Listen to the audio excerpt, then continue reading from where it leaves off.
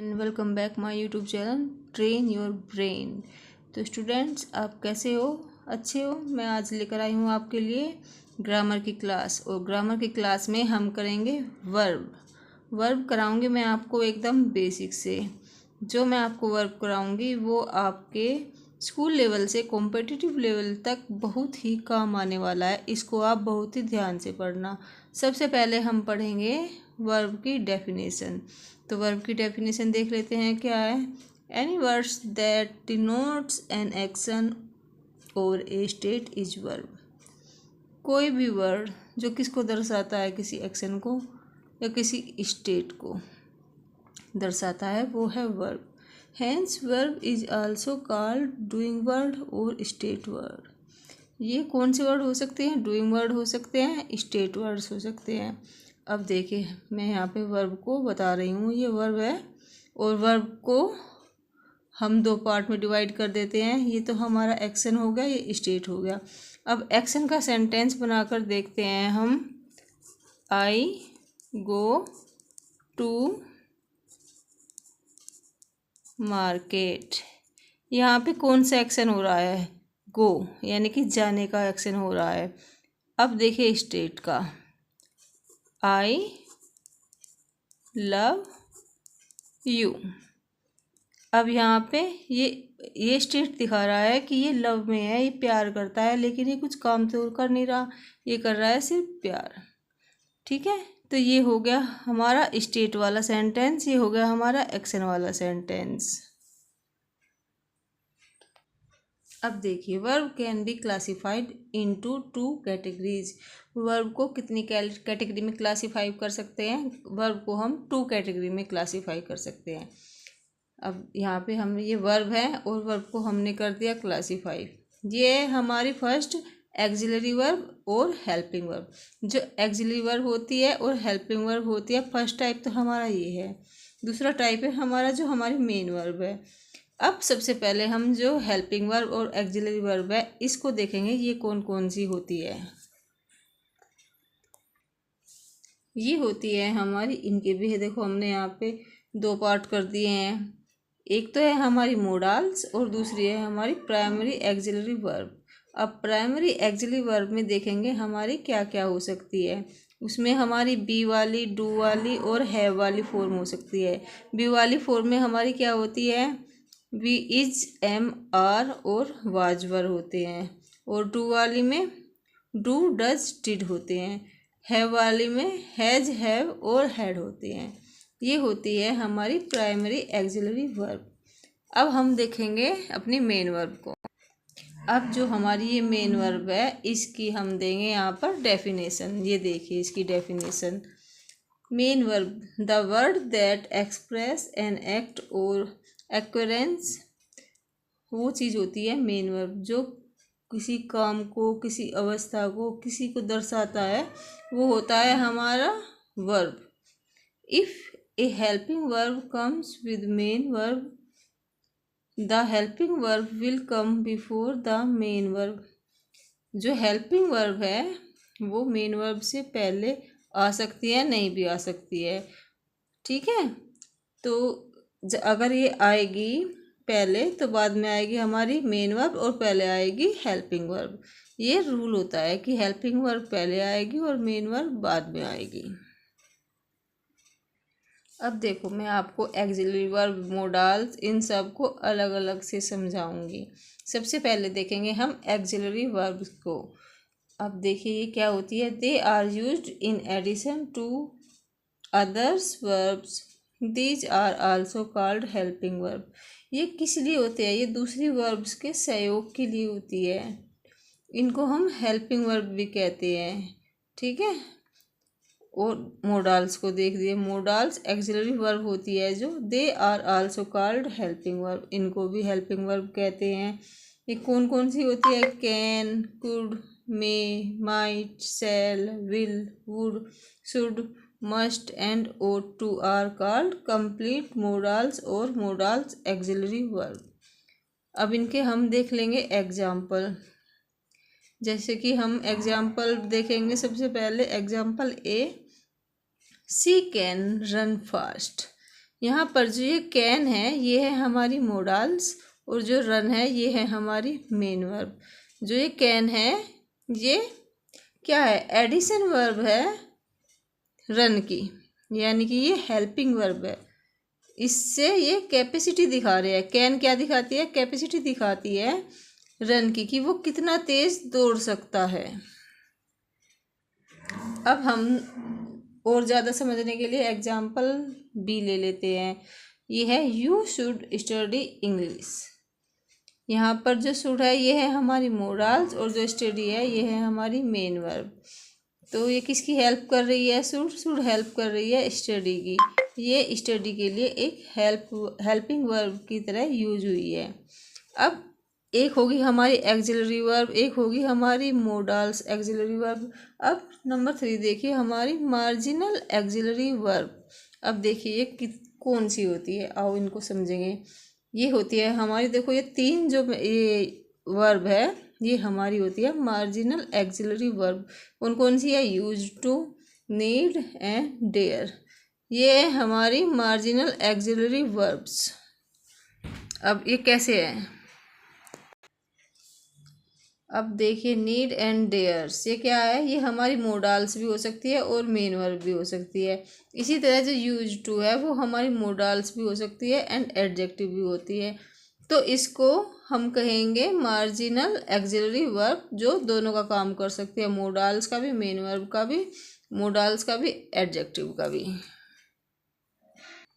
अब मैं इनको और अच्छे तरीके से एग्जाम्पल से समझाऊंगी। जैसे कि हम एग्जाम्पल अपना फर्स्ट ले लेते हैं, I am use to sleeping late at night.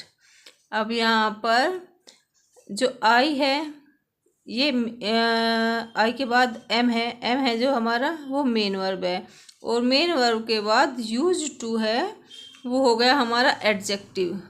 और अगर मेन वर्ब के बाद use to as a adjective use हुआ है तो इसके बाद हम जिरंड यूज करेंगे, यानी कि फर्स्ट फॉर्म में आईएनजी लगाएंगे और उसके बाद फिर हमारा नेक्स्ट आगे का सेंटेंस हो जाएगा। तो हमारा रूल्स है, यदि मेन वर्ब यूज टू से पहले यूज हुई है और use to as adjective use हुआ है तो हम यूज करेंगे सेंटेंस में जिरंड का।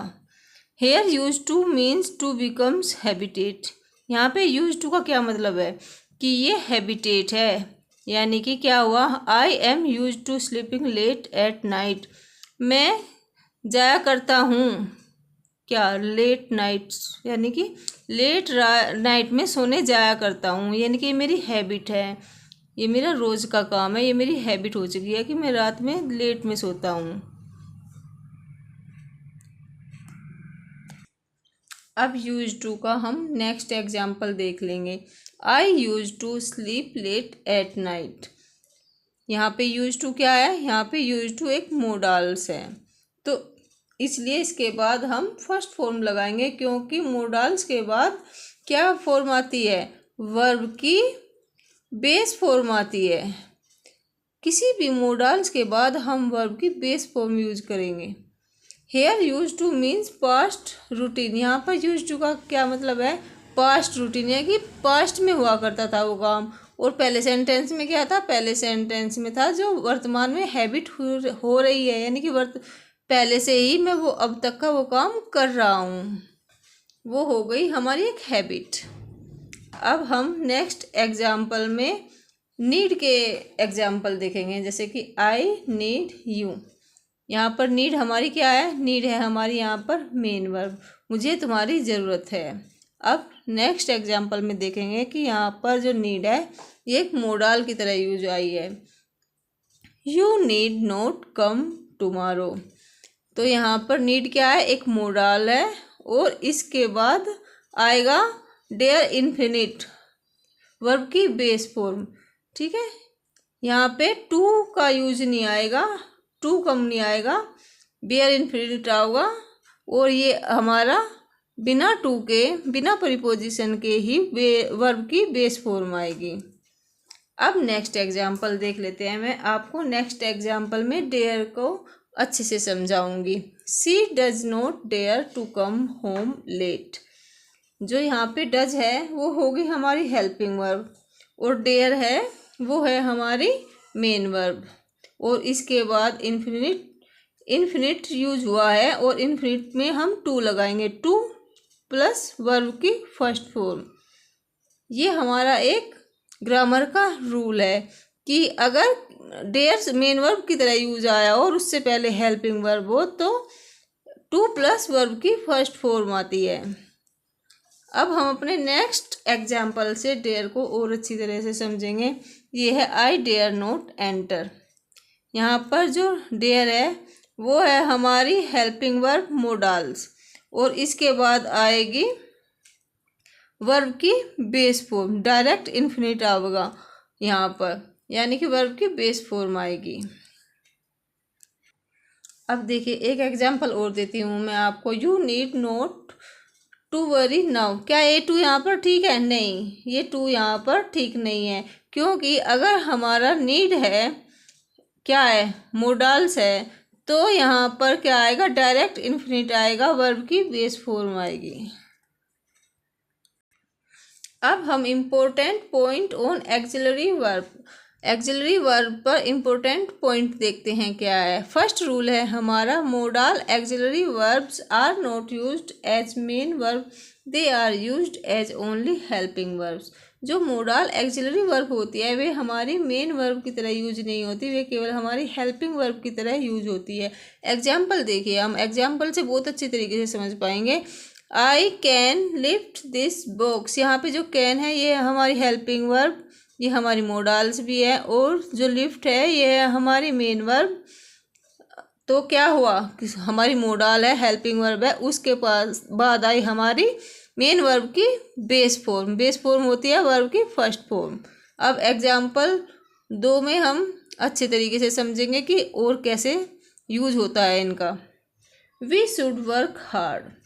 अब शुड है हमारा हेल्पिंग वर्ब हो गया, मोडाल से helping verb as a helping verb use हुई है, और इसके बाद मेन वर्ब की बेस फॉर्म यूज हुई है। समझ गए आप? मोडाल्स के बाद वर्ब की बेस फॉर्म यूज होती है। अब जो मोडाल है उसका रूल देखेंगे हम।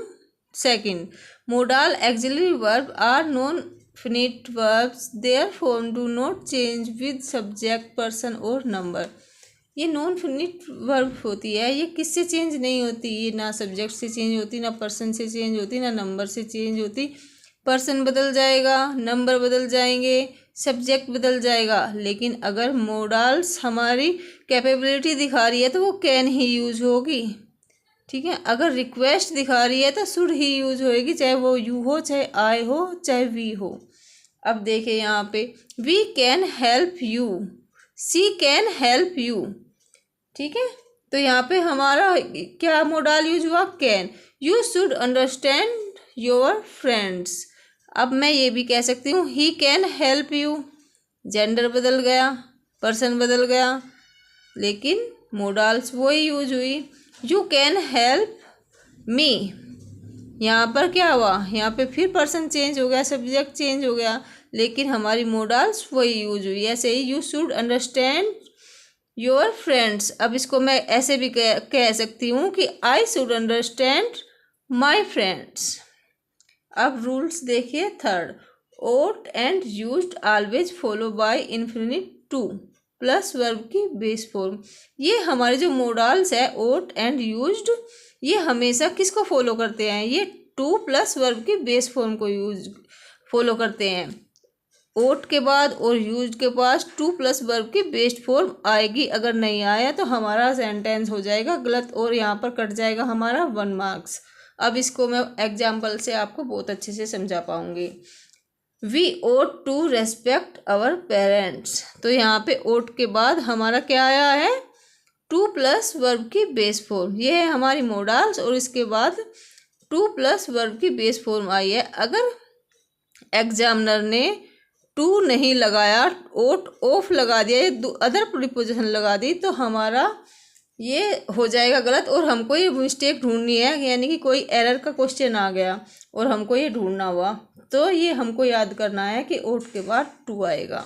अब नेक्स्ट एग्जाम्पल में मैं आपको और अच्छे से समझा पाऊंगी। अब देखिए, he used to come late. यहाँ पे जो यूज्ड टू है ये है हमारी मोडाल्स और कम है हमारी वर्ब की बेस फॉर्म। यहाँ पे यूज्ड मोडाल के बाद टू प्लस वर्ब की बेस फॉर्म आई है, ठीक है। और ये हमको ध्यान रखना है, ये हमें गलती नहीं करनी है। अगर एरर का कोई क्वेश्चन है उसमें हमको ये सही करना है कि यूज्ड के पास बाद टू प्लस वर्ब की फर्स्ट फॉर्म आती है। आज की क्लास में मैं आपको इतना ही कराऊंगी। अगर आपको मेरी वीडियो अच्छी लगी हो तो वीडियो को लाइक करें और मेरे चैनल को सब्सक्राइब करें। Thank you.